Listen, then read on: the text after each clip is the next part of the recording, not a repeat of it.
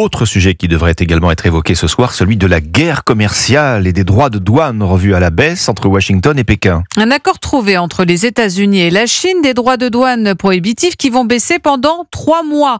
Ils seront de 30% pour les produits chinois importés aux États-Unis, de 10% dans le sens inverse. L'accord prendra effet la nuit prochaine.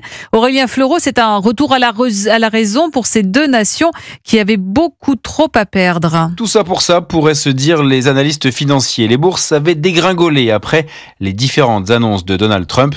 La pause de 3 mois ne règle pas tout, mais les effets sont déjà concrets, souligne Andrea Tueni, responsable des activités de marché chez Saxo Bank. C'est pas un risque économique qui est complètement écarté, mais en tout cas, cette escalade qui avait largement effrayé les marchés, elle s'est complètement calmée et ça se ressent sur les cours parce qu'on est revenu sur des niveaux d'avant ce Liberation Day de Donald Trump. Soulagement dans plusieurs secteurs clés comme la tech. L'action d'Apple s'est par exemple envolée de plus de 12%.